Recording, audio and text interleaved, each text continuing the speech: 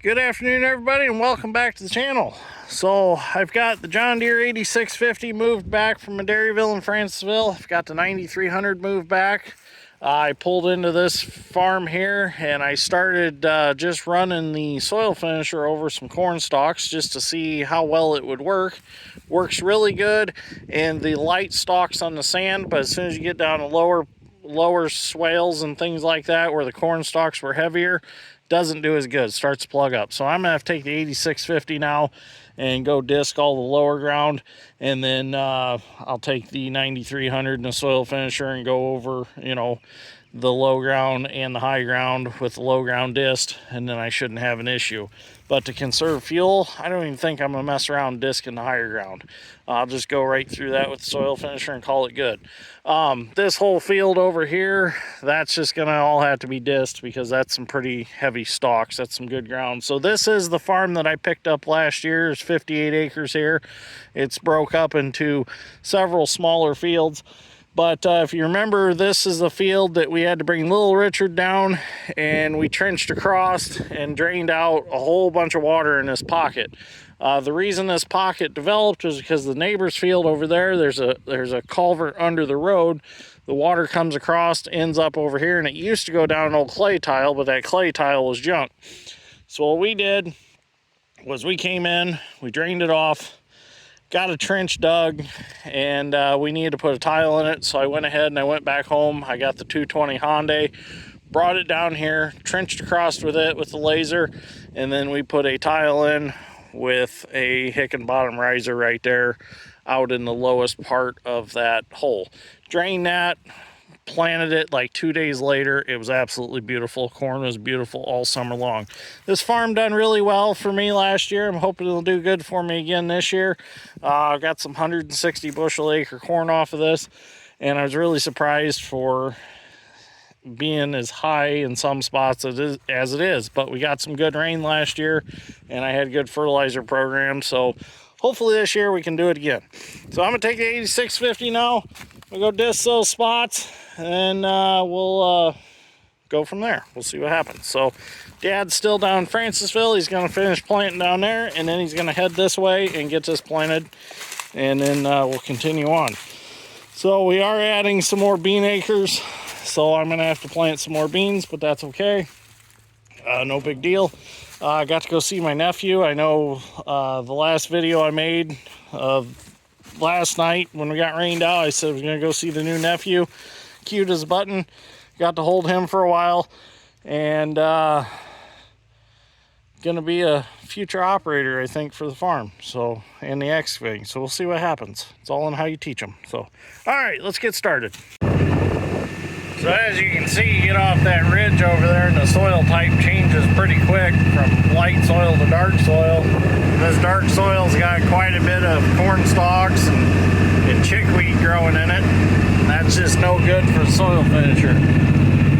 Now maybe if I had a 726 soil finisher with the adjustable disc plates on the front, and I could shove them down the ground and get some good cut out of them, I might have been able to get through this.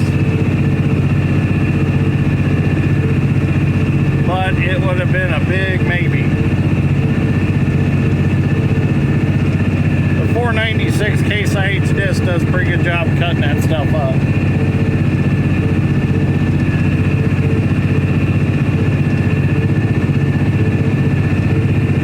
I need to find me a newer soil finisher with the adjustable discs on the front.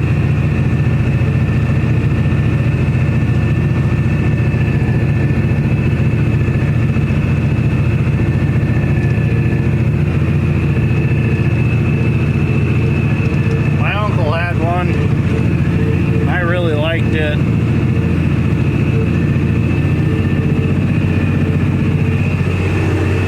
There's a surface drain here I had to go around.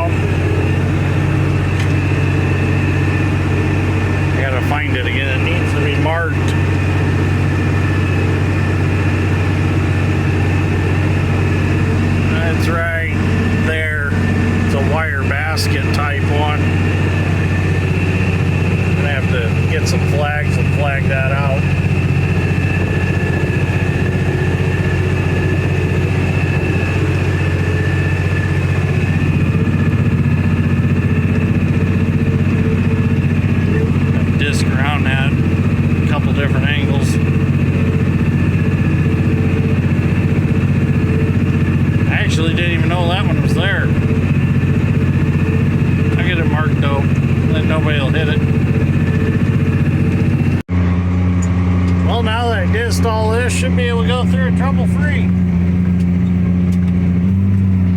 A little rough, it's a little chunky. Oh yeah.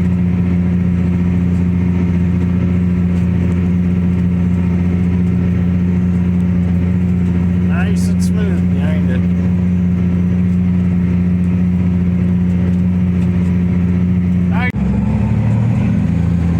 So here's an example of just running it in the undisced corn stalks. It's a little fluffier coming out the back,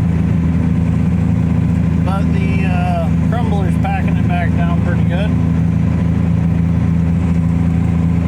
Should be alright to plant right into that.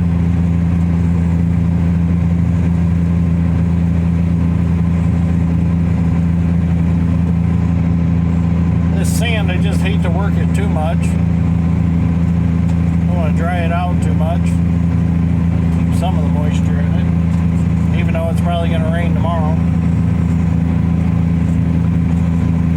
Last year we just no-tilled right into the bean stubbles that were already here. Now we're coming into where I disced in the heavier stalks.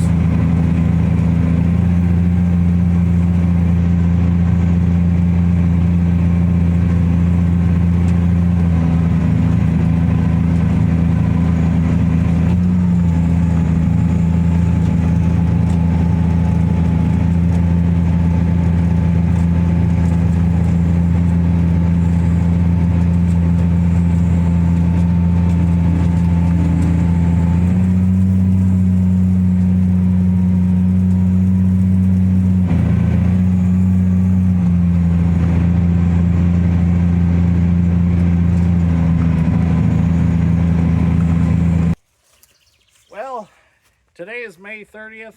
Last Saturday we left off. I was working ground on a farm that I picked up last year, and I was going to plant that all to corn. Well, unfortunately, with everything going on with my sister's baby and all that, we didn't get to plant it Saturday. We had to quit early to go home and help with the baby, which is totally fine. The baby's more important than any of this that we have going on. So that is priority. The farming can wait, the excavating can wait, the health of the baby is what matters, and the health of my sister. So anyways, what we're doing today is, it is Friday or Thursday, and we're trying to get some corn planted where we can. And I was trying to run the soil finisher over what I disced, and due to the rain and everything we've had in the last couple days, I'm not able to get over it. So what I'm going to do now is I'm switching back to beans. I'm going to plant a bunch of no-till that we have that we were going to plant corn on, but we decided just to not till it, and we're going to put beans right in it and swap out some corn acres for some bean acres. So, which is fine. You know, we've got the combines to handle it now. We've got the 9650 John Deere combine with a 30-foot bean head. I'm going to get L2 number 1 going again with the 25-foot head, and we've got the 2388. So beans are no problem. We can handle them. We are going to try to do some no-till corn on a farm that's fairly dry and higher ground. We're not going to mess around tilling it because we're running out of time. June 5th is our deadline on a crop insurance, so the corn has to be in by then to be insured. So Dad's just going to make a mad dash for it and get as much corn planted as he can. There is one more farm that we're going to do a little tillage work on, and we might just double disc that and plant it. That way I don't have to put this tractor back on the soil finisher, or we might disc it, then put the soil finisher back behind the 8650. We'll see what happens. But for now, we're going to get hooked back up to the bean planter, and we're going to get back at it, planting some beans, and see if I can't knock out some acres pretty quick before this weekend. I know it's already Thursday. If I have a good day tomorrow, I can knock out quite a few acres. But they're calling for a lot of rain this weekend again. So unfortunately, the rain just won't stop. We need that rain in July and August, not right now. But we all know we can't control the weather. We can't control Mother Nature, so we just have to work around her and do what we can. A lot of this ground, even if we had tons of tile in it, it wouldn't make no difference right now. It's just so wet and saturated on top that it's not soaking in very fast, and there's just, you know, you just got to wait it out. So let's get this hooked up and let's get going. We'll get some beans planted. Well, we get our hoses hooked back up here so we can get our hitch lifted up. Now there is a way that you put the hitch pin in the hitch so it don't flop down when you pick it up, which is a pretty nice deal.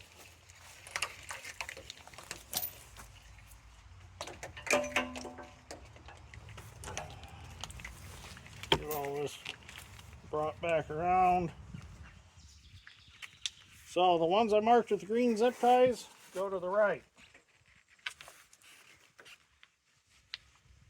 And the nice thing is one hose is a 1/2-inch hose and the other hose is a 3/8 hose. So I know exactly which remotes they're paired up. They only go to their own corresponding remote. That's pretty nice. I don't have to really worry about these because these are two same sizes. So we're good there. Got our, let's see, fold box. I get plugged in up there to my extension. Our power source and our monitor cable.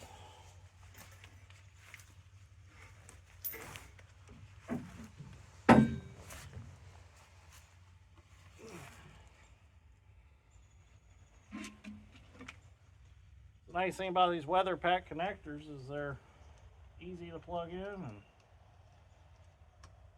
just like so.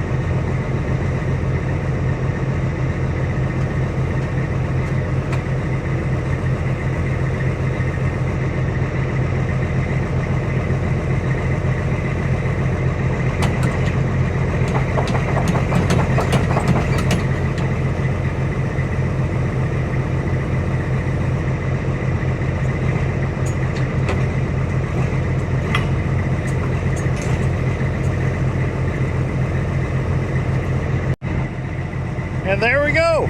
It's hooked up.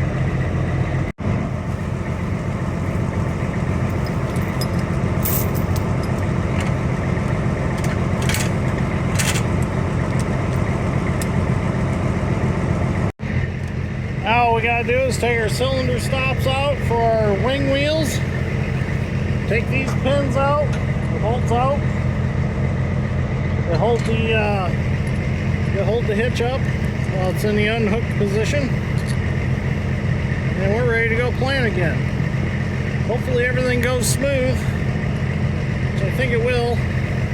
All the beans look good in the boxes still even after the rain, so I think we're good to go.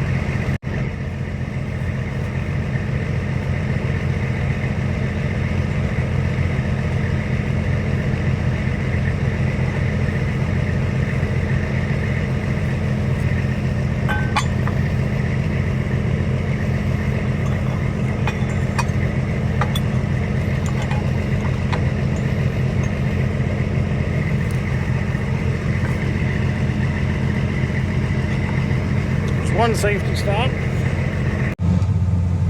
Well, so far so good.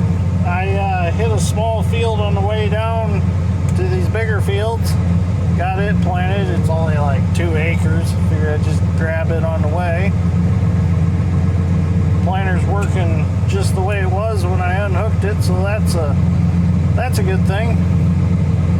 No matter how many times I unfold this planter, I always go the wrong way with the remote when I'm unfolding it sometimes, and I don't know why.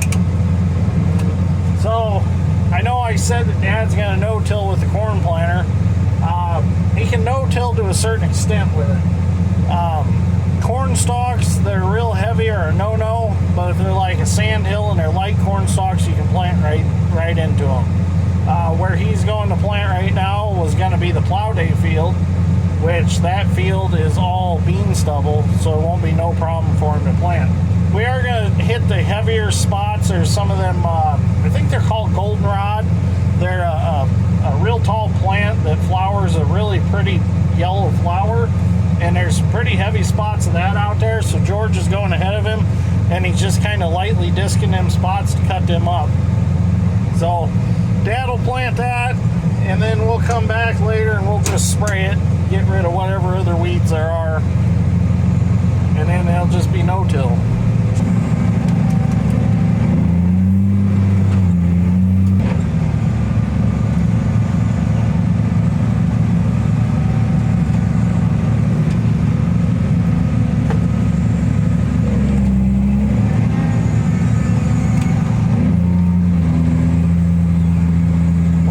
Up to the edge of the road there. That's all right.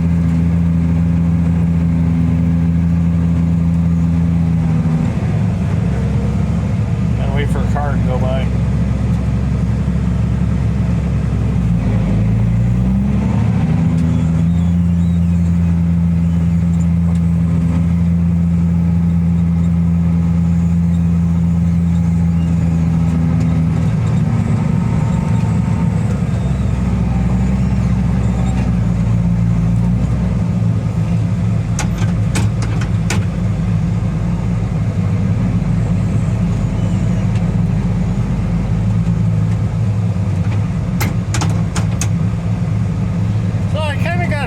You know, I play a lot of Farming Simulator, and on Farming Simulator you have the option to put a license plate on your tractor or piece of farm equipment. So I think it's typically overseas, you know, you see the license plates on the tractors, like the, you know, UK and stuff like that. You see a lot of the license plates on them. I guess you could say European tractors. So what is the deal with that? You have to plate and insure a tractor just like you do a car, or you just have to have a plate, or how does that work to our viewers overseas? It's kind of, you know, if you would put a little description in the comments on what the reason is for all that. I'm kind of curious, because I even see, you know, some heavy equipment like wheel loaders and things like that that can run down the road. They have license plates on them. It's kind of curious if you have to have like a registration and all that, just like you would a vehicle here that's on the road. I mean, we have full liability insurance on all the tractors that run up and down the road. So if there ever was an incident, you know, things are taken care of, but we don't necessarily have plates and registrations and all that. It's just interesting how things are done in different parts of the world. I'm just curious.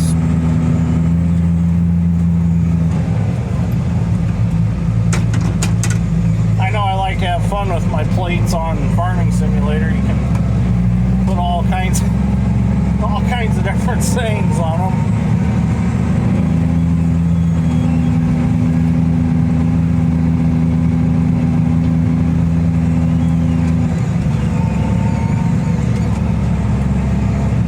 Sometimes Madison looks at me, she's like, "Are you seriously putting that on your license plate?"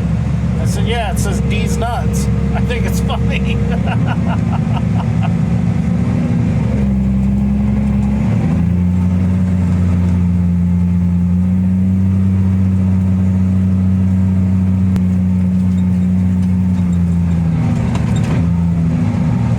don't know how late I'm going to work this evening.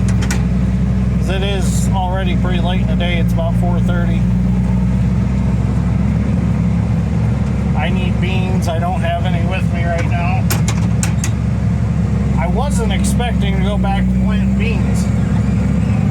I had full intentions this morning on getting more corn planted. Everything was going to be dried out. Everything was going to go real nice. And you know how that goes. Wishful thinking, right? Got out of bed with a positive attitude this morning. I was going to plant 300 acres of corn, finish up 200 acres of soybeans, and we were going to be done. Nope. That's not how it worked. More like you're going to drag the crumbler with the 9300 and barely spin back to the sand hill to get out. That's the bad thing with the crumbler. It'll start pushing mud in front of it. And then you better be able to get it lifted up, and it better start turning, or it's going to be a 30-foot box scraper behind you dragging dirt.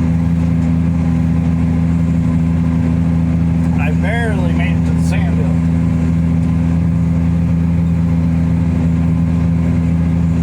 Poor soil finisher's sliding all over back and forth because the hitch of the crumbler's pulling on it. It got a little ugly there for a little bit, but I didn't get stuck. I just kept wiggling and wiggling, and finally I got myself out. That's when I said, well, we're not planting any corn on this anytime soon. And the sad part was that this previous Saturday, it was almost to the point where it wasn't even tacky on top. I thought, good. By Monday, it'll be dry enough. We can plant it, no problem, and we'll be good. Nope. It had to rain more over the weekend, and it rained Monday night, and it rained Tuesday afternoon.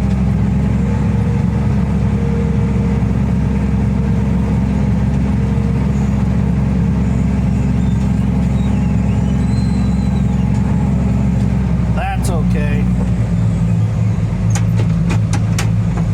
Dry out, just plant all the beans, be done with it. Tired of fighting.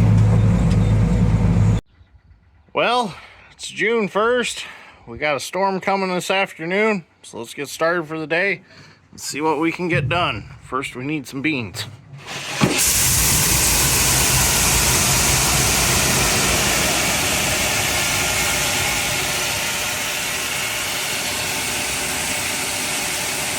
The only bad part is these beans are a larger seed size than what we've been planting, so we've got to go change all the radial bean meters on the planter this morning before we can get started. So since we have the less seeds per pound, that means the seeds are larger, so we have to change the radial bean meter to allow for more space for that seed to go through. So I've been running them on B. I gotta switch them to C so it opens them up a little bit. It's pretty simple. You just loosen the 3 wing nuts and you get this worked loose. Clean all the beans out of it first. Spin it. Just turn that. There you have it. That's all you gotta do, but you gotta do that 23 times and take all the boxes off in order to do it. That's the only downfall to it. But Dad come down to help me do it real quick. With 2 guys, it goes pretty quick. So now we can put the planter back together, fill it up, and I can get planting again. Well, we're gonna get some ends planted here. I got on the other side of the house all planted. I had to go around quite a few wet spots. I had to drag the planter through quite a few wet spots, but I got to get some beans in the ground. At this point, that's what we're gonna have to do. We got another wet spot coming up here pretty soon. We got to go around.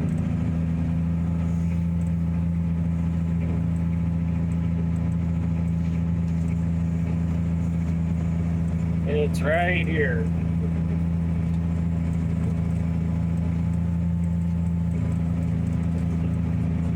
Let's go around it, make our ends up on the high ground. That's all we can do at this point. It's supposed to be raining by noon. see what happens.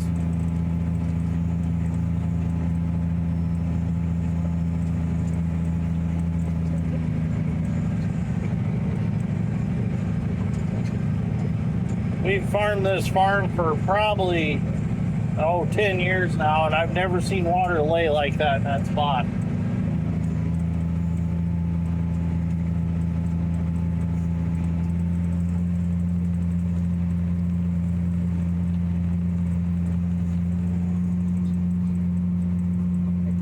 I think it's probably it's probably the only spot on this section of the farm that's really wet. I think the rest of it's going to be okay.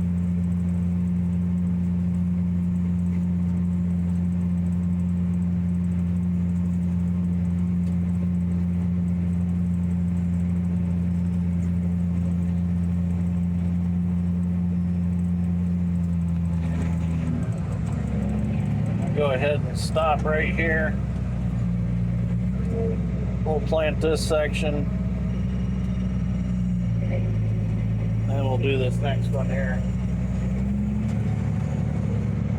Definitely down by the ditch down there, it's gonna be wet. I'll have to cut that off too. This really sucks when you can't plant the whole field like you normally do.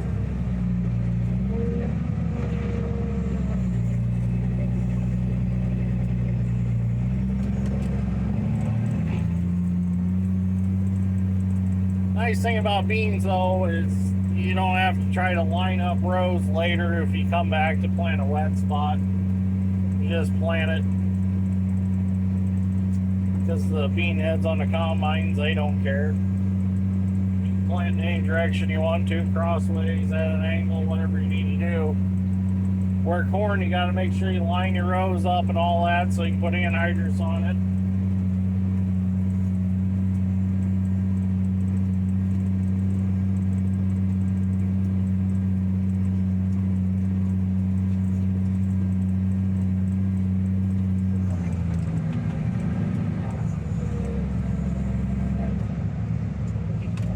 Just gonna go ahead and square it off around this wet hole.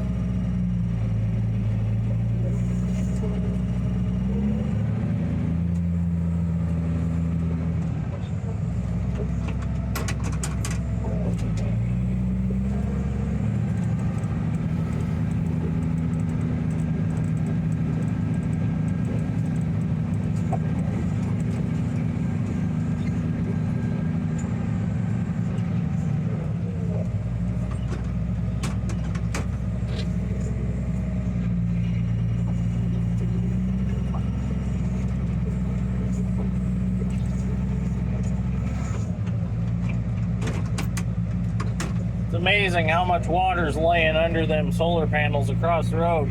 You can't see it because of the grass, but there's a lot of water under them. Because all the compaction, all the equipment going over the ground, they compacted a bunch of it with rollers. Like, well, so much for drainage. So now all they are is mosquito heaven over there.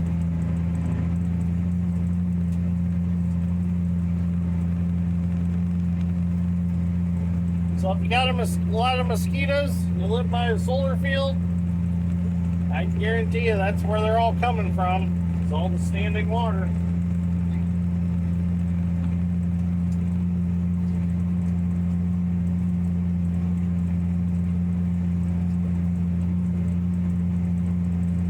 Alright, this gives me some more ends. So I'm going to start planting the center of the field out. I'll get some video a little later on. So you're probably noticing that we're in a different field than what I started this video in. And the reason for that is, well, I'll back up a little bit. I'd started videoing in that field and I was working on doing 3 small fields and then I was going to move to the big field. Well, the 3 small fields, they were nice and high and dry, no problems at all planting them, got them planted. I moved over to the big field And while in one of the small fields, my phone ran out of storage space. So I just didn't end up videoing anymore until I could delete some things. Well, I moved over to the big field, which is about 50 acres, and started planting in it, and realized that around the outsides it was really wet except the two ends that were dry. So I went in the middle of the field and I started planting each way of my marker tracks, and I planted the center of the field out. And I ended up maybe getting 15 acres of it planted. Well, there was no good way of squaring off the real wet stuff. It just would make a disaster out of it if I tried to come back later and plant it after things dried out. So I just kind of left it the way it was. I was getting tired of dragging the planter, because as soon as I got to where the lower spots were, I was falling in and dragging the planter, and it was just turning into a disaster. So I left there and I came to this farm, which is north of that farm. It's northeast of that farm, and it's about 5 miles away, and it don't seem like it got as much rain, and it's a lot drier. So this farm is 89 acres that we're on, and so far I've probably not been able to plant maybe 4 acres of it so far. So things are going real good here. I've had to go around some wet holes. I've went through quite a few of them and got them maybe, I want to say, 75% planted. My hope is that this storm that's coming doesn't bring a lot of rain, and that maybe by Monday, those spots that I had problems in, I'll be able to go back in and replant them. So they're so borderline of being able to be planted is the thing. If they would just dry out just a little bit more, I could get over them. But see, what happens is the planter falls in. The row units will start pushing in front of them. You try to raise the planter up, and when you raise the planter up, the seat drive wheel doesn't contact the tire, and then it doesn't drive. So you're not planting while you're still pulling the planter through the wet stuff. That was the beautiful thing about the air seeder, was I could raise it up some, get moving, and the seed drive would still stay turning, and it would literally blow beans hard enough that if it was wet and soft enough, it would embed those beans, blowing them out of the seed tubes, and they would actually plant, even if the planter wasn't down. It was kind of impressive the way it worked. I mean, that wasn't the ideal way to plant, but it was kind of like the concept of using a crop duster to plant soybeans. I don't know if some of you know that, but if ground's too wet and you absolutely have to, you can fly soybeans on with a crop duster and get a halfway good stand out of them. We've never personally had it done, but I know guys that have had it done, and it works.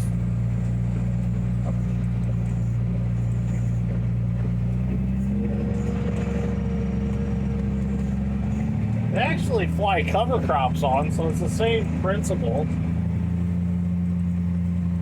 You think about a soybean falling from the air at a high rate of speed, it's going to embed enough in the dirt that it's going to grow.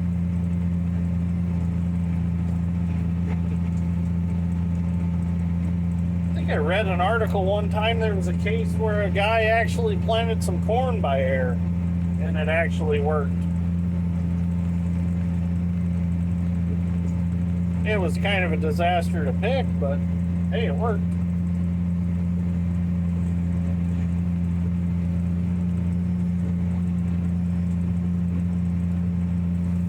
So that's the story on why this video is in two different places. I was going to eventually come here anyways. I just never got to give an explanation before I actually came here. Some days I get discouraged and I just don't even video. And this has been one of them springs where it's just been, a lot of it's been discouraging. Haven't been able to plant a lot of fields 100%. So just really haven't been in a mood to video it, you know.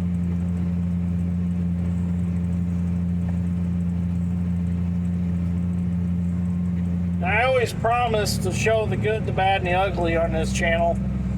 I don't want one of them channels where a farm looks like it's flawless, because that's not the reality of it.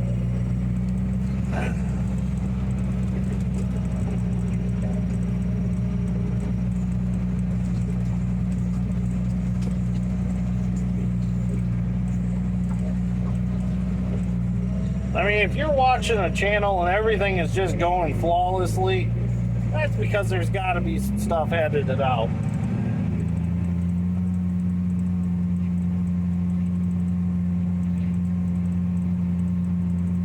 Equipment breaks, field conditions can be terrible. You know, it's not all just rainbows and butterflies.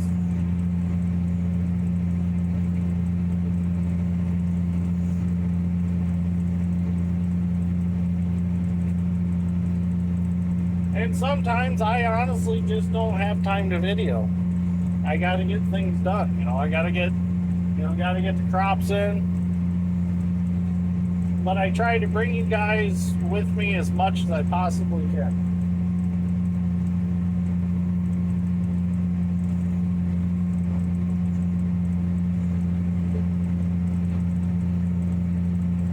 And I know that a lot of the viewers understand that, and I'm very appreciative of that.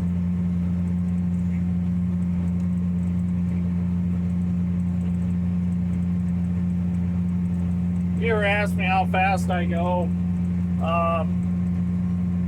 usually it depends on field conditions. Like right now we're running about 6.8 miles an hour. When it's real smooth, especially if it's tilled, I'll run 8.5. And it just kind of depends on what I'm in the mood for. This might be interesting. We're going to raise the planter and turn around by this wet spot.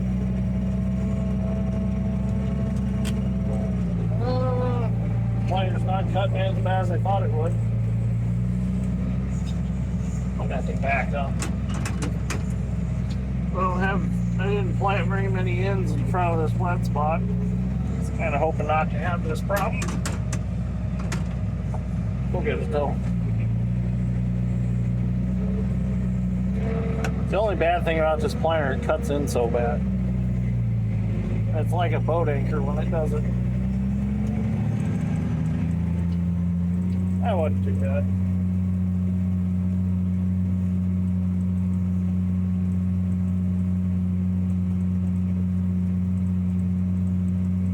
Been trying to come up with an alternative way to go back and spot some of the wetter spots in after they dry without having to take this planter out there, because I know I'm going to have to run a lot of beans over to get to those spots, the ones that are actually worth replanting. I've been thinking about trying to find some sort of 3-point hitch bean drill to put on the 3-point hitch of the 2940, because it wouldn't take me very long to go back and plant like an acre or two with that tractor if I can find like a 10-foot drill of some sort. I think a 15 would probably be too heavy for it. That means that tractor's front wheel assist. It'd be cool to find some duals to put on it. Maybe like a 12-foot drill would be okay. But coming up with one, that might be an issue.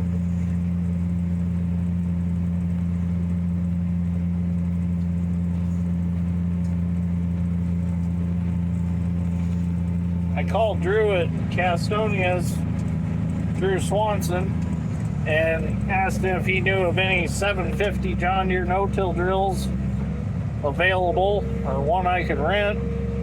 So I thought maybe that might get over some of this wet stuff a little better than this 1780. And the only one he's got, it's a tricycle one in the front with the wheels in the front. And I want something that's 2-point hitch to carry on the 3-point, but couldn't come up with anything.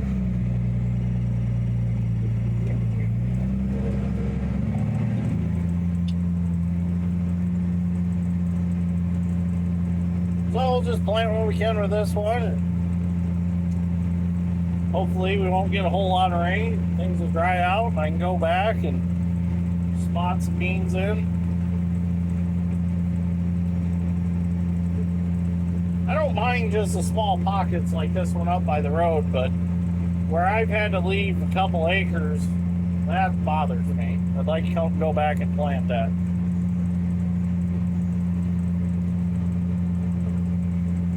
Alright, I'm going to keep planting. See what this weather does. Let's see, it's 10:30 right now. They said it's supposed to be raining by 11:30. So we'll see what happens. I'll let you know. Well, we made it to the backfield on this farm. I had run home and get some more beans. It started to rain, and then it quit. But it looks like there's still a lot more rain coming. I thought as soon as I took all the box lids off and got started putting beans in, it was going to pour down rain. But it didn't, luckily.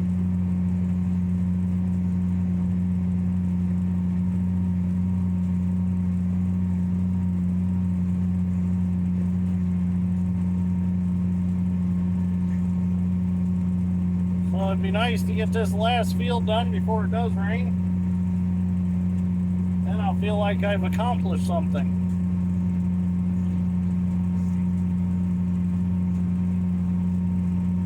See what happens.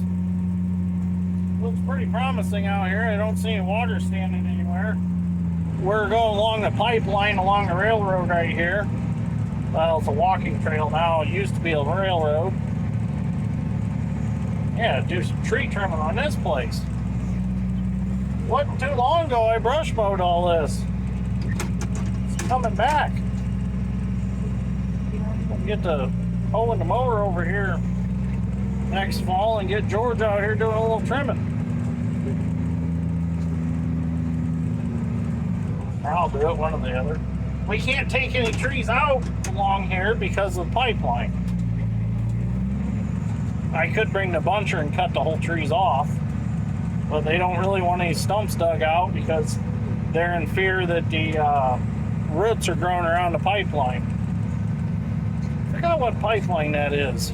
It's either Buckeye or Trunkline. I think it's a Buckeye pipeline. I think it's a petroleum pipeline. Trunkline gas, I believe, is natural gas.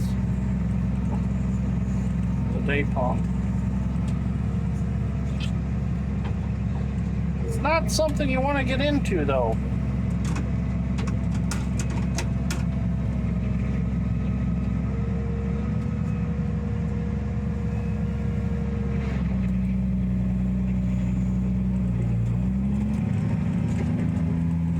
It's not a real big pipe. If I remember right, it's only like 6 inch.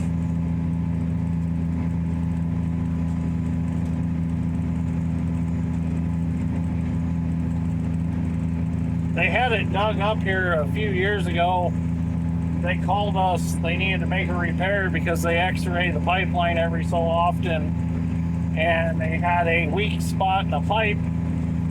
So they called and asked if, well, they didn't ask, but they didn't ask for permission because by all rights they have permission to dig up their pipe. It's their easement. But they wanted to know, to compensate us on the crop, they wanted to know how much, and they really didn't take out that much corn. They only took out maybe a 60 by 60 square of corn by the time they were done digging it up and putting their patch in, so it really wasn't no big deal at all. It's not like they took out 3 acres, but it did come out here when they were doing it. Kind of cool to see.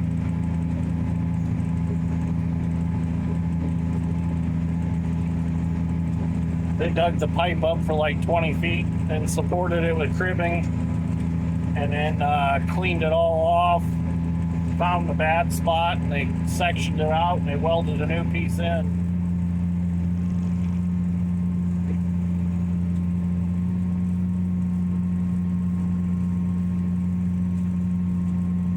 Yellow flowers, I think that's goldenrod, I think is the name of that. I'm not sure, I need to look that up. Had a lot of those this year. Well, now those are different than the other ones. Let's see what those are. The goldenrods are like tall, and they're like a cylindrical looking flower, like a long tubular looking structure. Maybe that's why they call it goldenrod. It looks like a rod that's yellow. Then you got your wonderful, just went under the marker, better not touch that marker for a while. Your wonderful poison hemlock. Starting to get everywhere. The brush nozzles on the Wilmar will take care of that.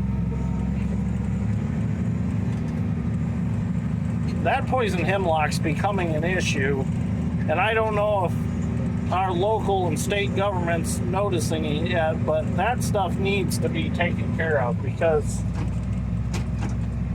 it's worse than poison ivy from pictures I've seen. I have never actually had it. A friend of mine in Iowa just got it, and he had to go to the doctor and get medication. It literally burns you, like 3rd degree burns. They get all nasty. It's bad. Oops, can't find them, grind them.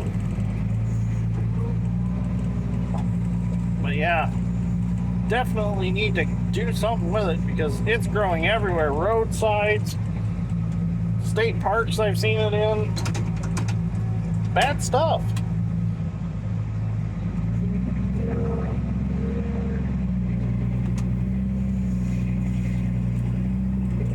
And if it gets in hay that you bale and cows eat it, it'll kill cows, horses, other animals. So you gotta watch it. Keep little kids away from it for sure. Some people think it's a flower. They confuse it with that Sweet Anne's lace flower, I think it is, and it's not. It's a whole different breed of weed. So if you see it, don't touch it, and it stinks. It smells really bad. It's like I don't even know how to explain the smell of it. But if you drive down a county road in the side-by-side in the summertime and it's growing along the road, oh man, it's a smell.